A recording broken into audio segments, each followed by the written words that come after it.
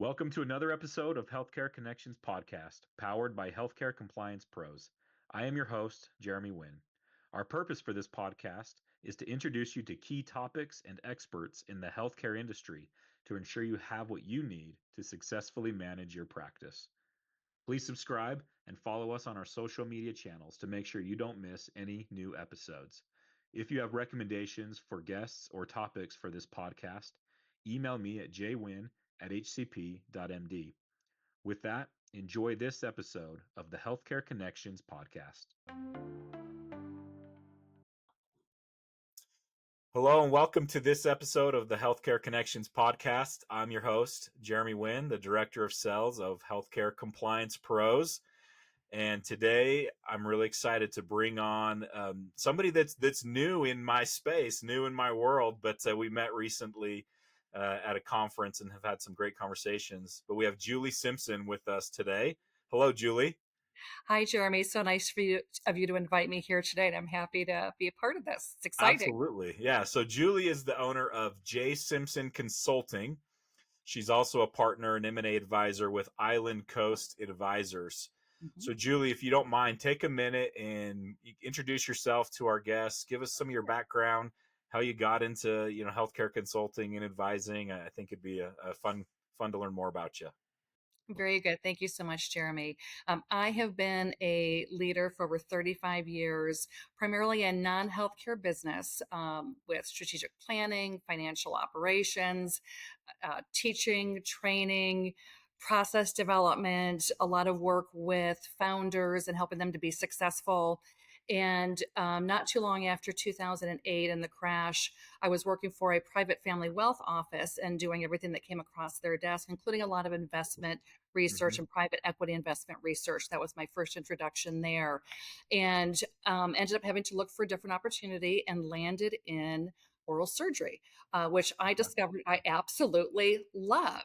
And it was kind of an accidental introduction that got me there. So I spent 14 years as the CFO and executive director of a large, thriving, growing oral and maxillofacial surgery practice in Southwest Florida.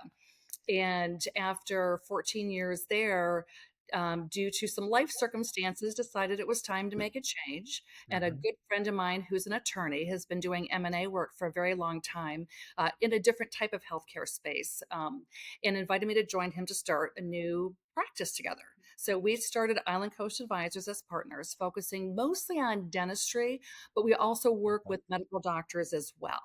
Um, and I accidentally started my consulting firm because I had so many dental offices and doctor offices, mostly specialty, referred to me to help them with their financial operations, with their key performance indicators, with solving problems for process development, that I actually started that accidentally shortly after I started Island Coast The Advisors. the accidental businesses usually seem to be the ones that have the most success in my experience. So that's They that's so do. funny. Yeah. They do. So I continue to juggle both, working with my partner in mergers and acquisitions. We work with both buyers and sellers. Right now, they're all in the dental space, but like I said, we can work in medical offices as well. And I continue to have ongoing relationships in medical specialty and dental specialty offices for ongoing operations or special projects. Great. So that's how I got to this space. I love it. Thank you for that introduction. Sure. So let's focus today initially on kind of your M&A advisory stuff that you do. Um, I'm curious to hear from you. So far, we're through the first quarter of 2025 as of this recording, and many people expected a really busy year in healthcare M&A. So I'm curious, what have you seen so far through this first quarter in the market? Has the busy year proven out yet, or are we still kind of waiting for that to start? It's a little bit of both. So M&A last year, of course, across most industries, including healthcare, and I'll speak mostly about healthcare Yeah. in this podcast, was down about 10 to 15%, depending upon the sector, last year compared to 2023. And of course, a lot of those factors had to do with political uncertainty Hmm. in 2024 and an election, increasing interest rates and tightening up of belts. The focus there, instead of acquiring new practices, was really mostly to focus on organic growth and even consolidation in the DSO and MSO markets, where larger DSOs were scooping up some of the smaller DSOs that found themselves over leveraged during that time. So with the election over, with some business friendly policies going into place, with a reduction in the current interest rates, and with the amount of time that some of these PE backed organizations have been on hold, Yeah. there's a lot more interest now in 2025 and starting to look at what's our next exit, what's our next recap for these PE backed healthcare groups.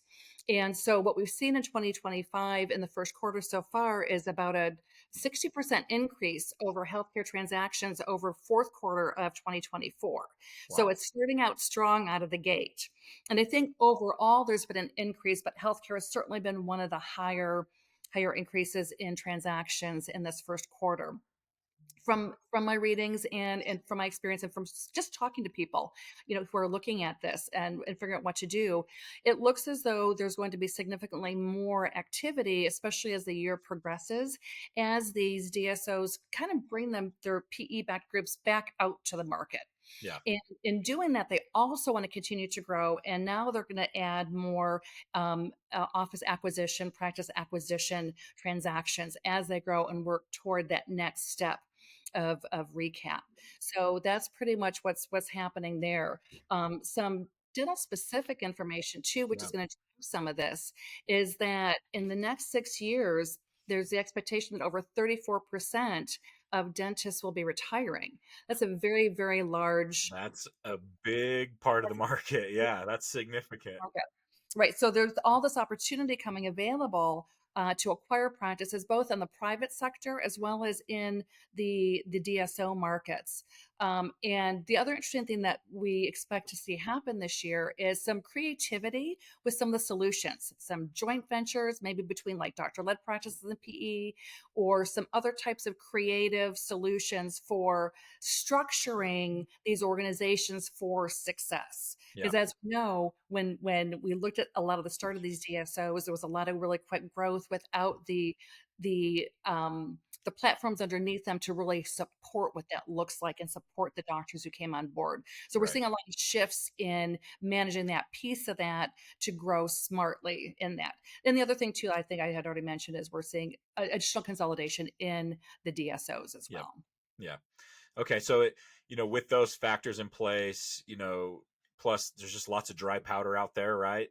Hold Yep. periods have been longer. People are getting Yep. antsy. So I would Exactly. The anticipate market's in wonky, so money yeah, wants to go elsewhere. So, yes. Yeah, so it would seem like these trends that we're seeing in Q1, do you anticipate those continuing for the remainder of the year? yep, at this point, yes, that's what I'm seeing. That's what I've been reading. That's what the conversation has been about, is Yeah. that we're seeing these through the end of the year. In fact, I have some communication with a couple different DSOs who have basically said that they are, preparing for the next step, preparing for an exit and growth strategy, Yep. or I Okay. should say growth and exit strategy. Okay. So with that, anticipation, Hmm. obviously for an healthcare organization that whether or not they're looking for a transaction this year or even in the next 3 years, Hmm.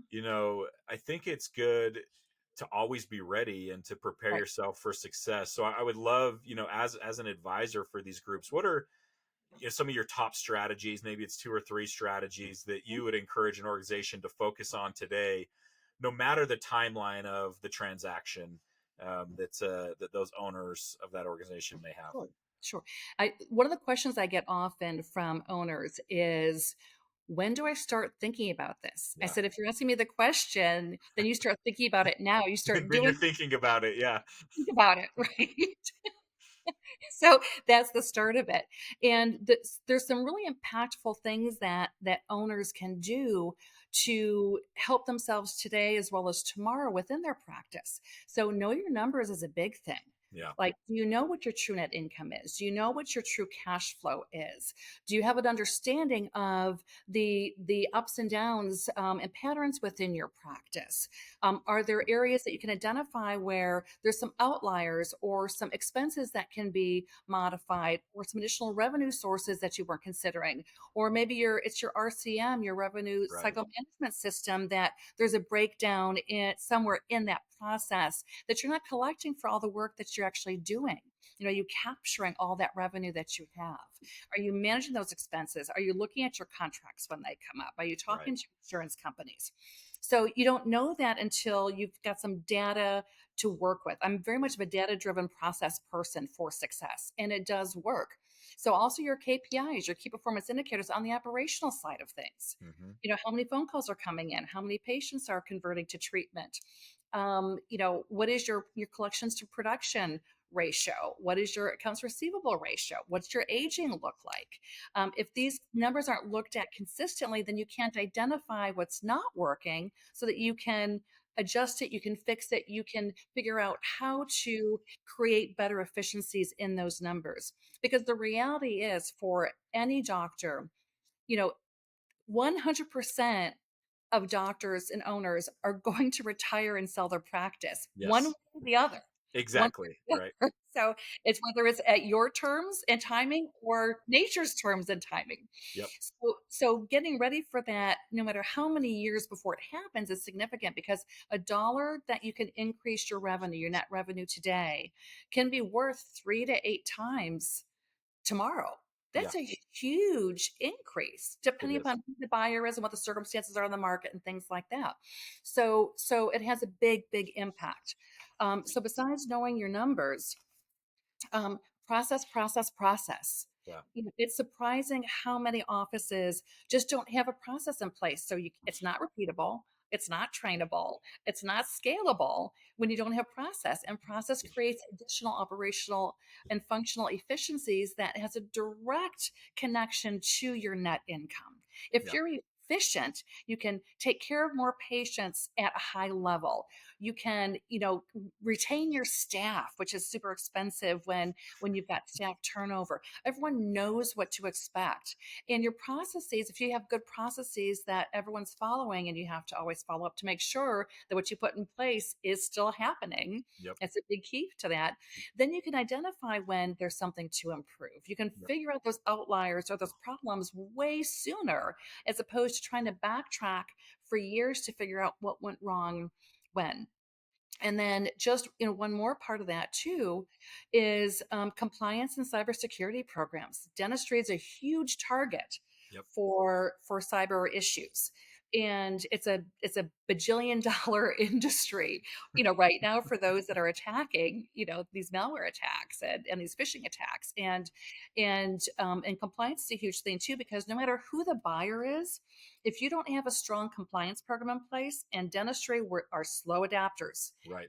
I taught a HIPAA and OSHA, or a HIPAA class, to a group at our local dental society, and this was back in 2014, just shortly after the rules were updated. Yeah. And the look of horror and shock on everyone's faces, that like, well, we're dentists, we don't have to follow up. And so slow adapters on that side. Yep. Some do it very well. I'm not saying it's everybody. Some offices do it very well. But with those compliance programs in place, with those cybersecurity programs in place, that's what buyers are expecting, whether it's a private buyer or whether Hmm. it's a DSO type of large group buyer.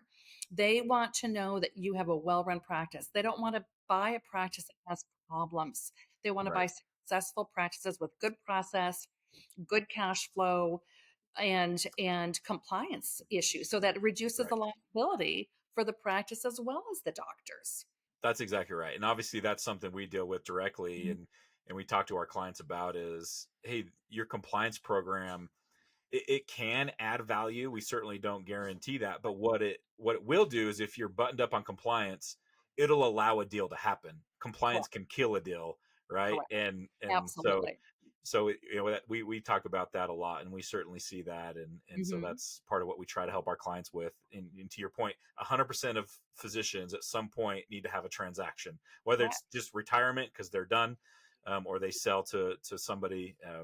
there Correct. is going to be a transaction. There will be a transaction, and And some nowadays want to partner for growth, right? yes, You want to do a joint venture, a partner because you yes, want to grow your practice. Maybe you're that's in your exactly right. early part of your practice, right? Life. Maybe you're in your late 30s or early 40s, and you've got a big timeline, to grow that. So there's so many different opportunities out there now than there were before. Love that. And I had to chuckle to myself when you were talking about RCM and accounts payable. I looked over. I've got my latest bill from my dentist sitting right next to me that I need to pay. So, Dr. Porter, if you're listening, your money is on its way here Checks shortly. in the But mail. yeah, it's in the mail. Anyway, I had to chuckle. All right. So, last question, real Yeah. quick. There's maybe some misconceptions out there, but what does Mhm. it look like to work with a consultant or advisor when it comes to everyday operations and support Mhm. there? Or maybe it's just general guidance on a very specific thing that you need. Yeah. Well, one of the things that I, come across and I joke about with my potential clients and existing clients is, consultants have a bad rap and for long-term reasons, right? You bring a consultant in, they give you a solution and then you still haven't seen any improvements, right? Right. The biggest thing about consulting is working with the right, number one, the right one who's going to actually help you and partner with your office to achieve your goals for your own unique office. Yep. It's not one size fits all solution. And so, my recommendations for how to work effectively with a consultant, once you've found the right one, is to look at a couple of really, really important things. You want to be transparent when you're working with that consultant. What Yes. are your true goals? What are your true concerns? The consultant can't help you if you're not brutally honest. And sometimes it can be embarrassing. No one wants to admit that they made a bad purchase or that they Right. weren't paying attention to their cash flow and all of a sudden they find themselves in a really skinny financial situation. No one wants to have someone judge what they're doing, but It's true. so there's an emotional piece of it. But a consultant can't help unless they know exactly what they're dealing with. Just like when you go to the doctor can't help you unless they know exactly what's going on with your health. Um, be clear about your expectations. Here are my expectations of timing and the project, and here's what I think, as a doctor owner or doctor leader, and have that discussion with the consultant. The consultant will tell you whether or not they can meet those expectations and your time frame, or help you to understand if the time frame needs to be massaged a bit. Yeah. The expectations need to be adapted slightly depending upon what it is. I've had clients who, or potential clients who I knew I couldn't meet their expectations. And so I said, I'm sorry, I would love Yeah. to work with you, but I just don't think I'm going to be the right fit to bring you to success. Yep. Because I think a lot of the consultants that are out there, especially the group that I'm in, want to work with their clients effectively for their success and happiness. That's why we do this. We want to help people, but we help people with their business as opposed to their health. We're doing it in the healthcare environment. Yep. But also be curious. Ask the consultant questions. We don't know what your questions are if they're just stuck in your head. We want to answer those questions that come up because that can help to drive some additional solutions or drive some additional projects within that relationship. And be collaborative. This is a team effort. Yeah. A consultant is not the be all and end all. They might know what they know best, but they don't know your practice. They don't know your business. They don't know your employees. They don't know your referral sources. The consultants have to be curious as well. If they don't have an understanding of your unique practice, then they're not going to help you to get to success.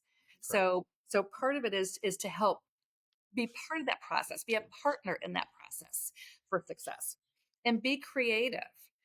Every practice is unique. Um, Sometimes it requires a unique or creative solution. It's not always going to be just a rubber stamp, same solution fits all, say one size fits all. It just doesn't. Yeah. So look at being creative and open your mind to some of those creative solutions, and until you can drill down to one that feels comfortable.